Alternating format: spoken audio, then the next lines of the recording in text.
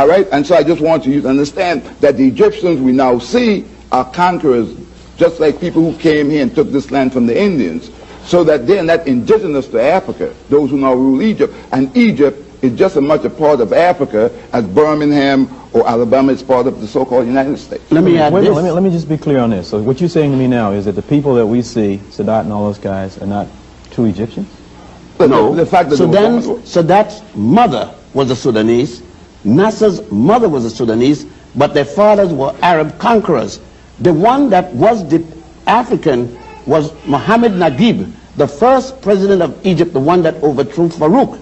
But 1 year after that, since he was looking for a hookup with the other Nile Valley countries as it used to be in antiquity, he was removed by the Arab conquerors. The Arabs didn't come to Egypt until 640. The first non-African people came to Egypt, otherwise called the Hyksos, in 1675 BC. The Africans there were already in the 13th dynasty period. They had built every pyramid you saw there before. They had done the S-turn in the Nile. They built every one of the major temples that had already been built, including the Grand Lodge of Luxor. The first European to come there did not arrive until the Greeks arrived with Alexander II, the son of Philip of Macedonia.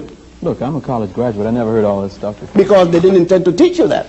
They can't tell you that you're inferior and teach you that you taught Europe. The first Europeans to be civilized by the Africans were the Greeks. When you heard of Homer, the first European to have written anything, you couldn't miss that. They said that Homer wrote the Iliad and the Odyssey.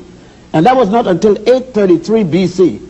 The Africans had already, in 255,000 at the Tassili Mountain, they had the Sibyllian period, first, second, and third, the pre-dynastic period, all the way up. The Africans had produced men like this, Imhotep, the multi-genius that designed the step pyramid of Saqqara. The first man to be a physician that even Hippocrates, the so-called father of medicine, is giving him credit and calling him the god of medicine. The Greeks changed his name from Imhotep to Aesculapius. There he is. There he is.